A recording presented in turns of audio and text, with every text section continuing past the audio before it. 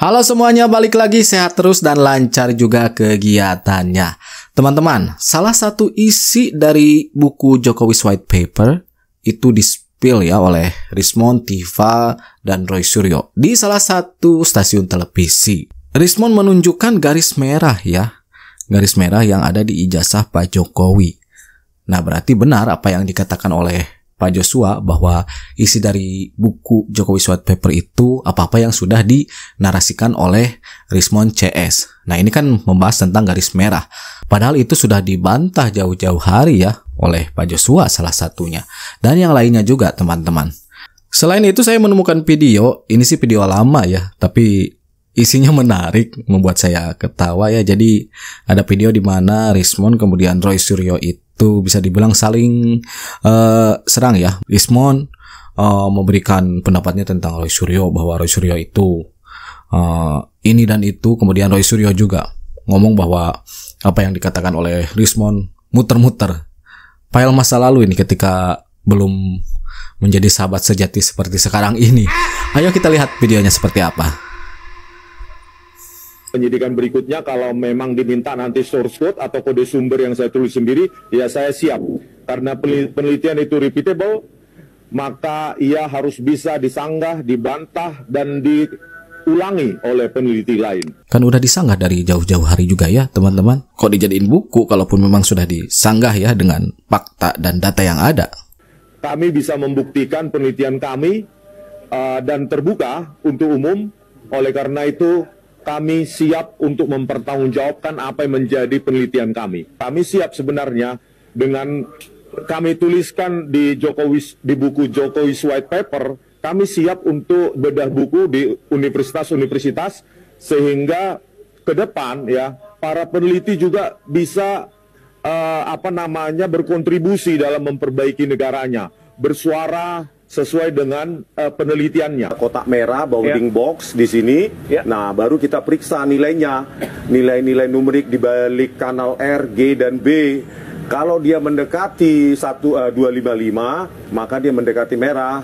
Tetapi dia cenderung ke arah 0, bahkan seringnya di bawah 10. Itu menunjukkan bahwa di situ tidak ada warna merah. Jasnya berada di atas stempel atau tidak ada lintasan stempel sama sekali. Meanwhile, jadi kita menggunakan ini dari Pak Joshua. bagian colors ini ya. Sebenarnya ada beberapa teknik ya bisa memunculkan bagian-bagian itu sebenarnya. Ya. Kalau tone mapping ya beda sama tone curve ya. Anda bisa cari nanti apa sih perbedaan antara tone curve sama tone mapping. Nah, cukup pakai ini saja ya. Tuh. Secara umum ya ini udah terlihat teman-teman. Jelas ya. Anda bisa lihat ya. Sebenarnya muncul aja ya warna merahnya di sini gitu ya. Kelihatan ya bagian merahnya. Ini menggunakan gambar yang sandi ya. Saya nggak perlu kasih tunjuk gambarnya, hasil scan-nya. Kita punya hasil scan sama ya aslinya juga ada. Nanti dikasih tunjuk di pengadilan. Dikasih tunjuk di pengadilan. Ini buku yang ditulis oleh RRT.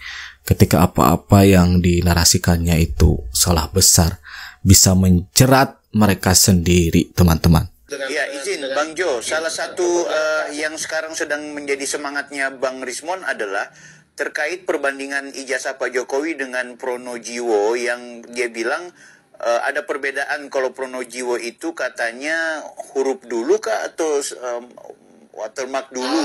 Nah, itu gimana itu membantahnya? Iya, jadi gini, mereka tidak bisa melihat ya di ijazah Jokowi ya mana dulu yang dicetak ya, seolah-olah berbeda gitu ya dengan ijazah Jokowi. Kenapa? Karena kualitas gambar foto ijazah Jokowi itu pertama tidak proper, agak miring dia ya. Kemudian kualitasnya sangat jauh, sangat berbeda dengan kualitas foto-foto yang lain ya. Sehingga dia tidak menemukan itu ya. Nah, bagaimana cara kita membuktikan itu ya? Kita menggunakan data yang lebih proper, data yang lebih lengkap, data yang lebih detail gitu ya. Sehingga ketika kita mendapatkan scan-scanan ijazah itu gitu ya, itu sudah membantah semuanya gitu ya. Nggak perlu menggunakan analisis digital forensik, kasat mata pun itu kelihatan ya. Ya, betul. Ya, saya coba Contohnya misalnya yang itu tadi yang ini ya, yang gambar aja ya, yang gambar. Yeah. Nah ini ya, jadi ini hasil scan yang kita dapatkan ya. Jadi dari sini sudah sangat jelas, serat kertasnya juga sampai kelihatan di sini ya, karena dia ini bisa kita tahu bahwa benar bahwa ini font dulu dicetak kemudian baru di logonya.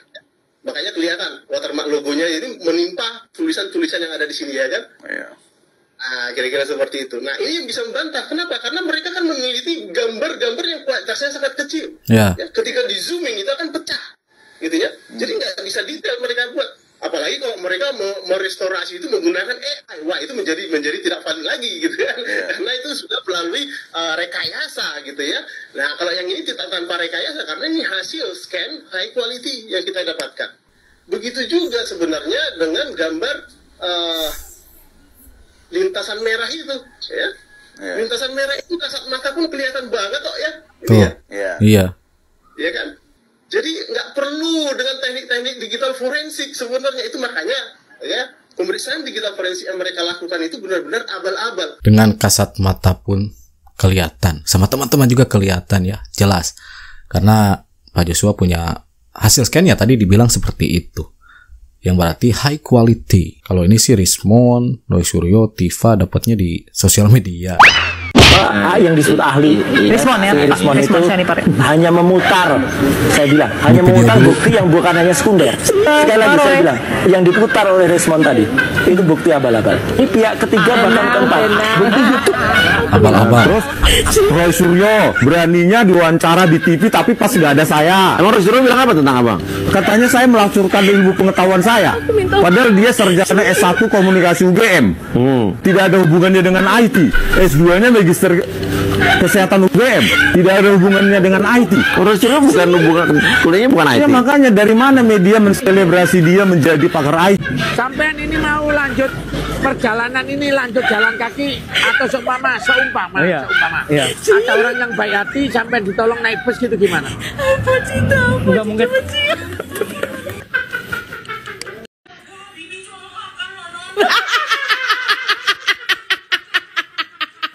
Duh, si satpam ini ada-ada aja ya pakai AI.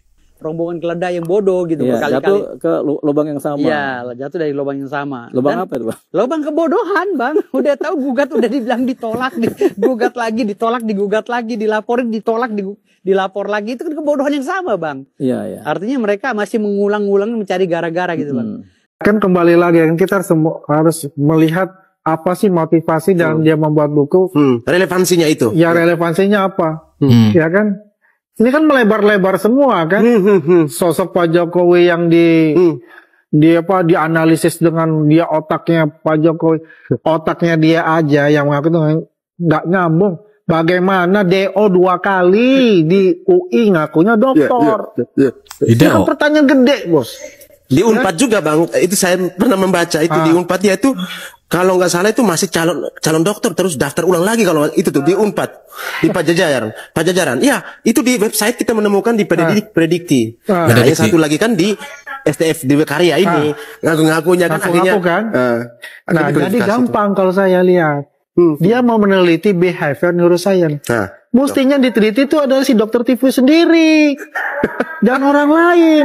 Kalau cara berbicara itu gampang, matanya kemana-mana tuh. Kalau lihat tuh, mulutnya ngomong tuh matanya kemana-mana. Itu udah menandakan orang itu something wrong dengan orang itu.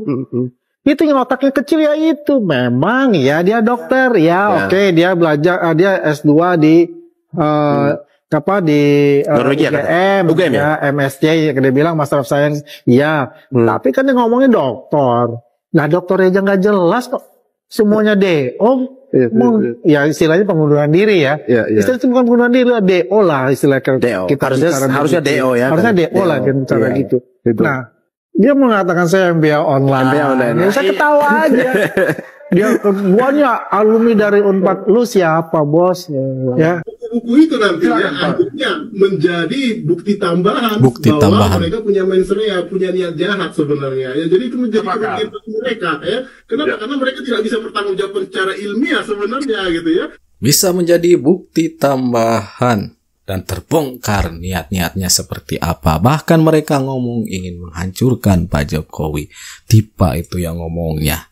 Jadi sebenarnya sudah banyak counter-counternya ya, yang ditujukan untuk Suryo CS. Baik dari segi narasi, kemudian yang katanya penelitian, kemudian keilmiahan, itu udah banyak yang mengcounter teman-teman. Cuman ya merekanya kekeh, ras babatok. Jadinya ya sampai sekarang mempermasalahkan. Jadi makin kesini makin terlihat ya apa yang diinginkan, yang sebenarnya diinginkan oleh Suryo CS. Itu dia teman-teman. Saya kira dicukupkan sekian informasinya.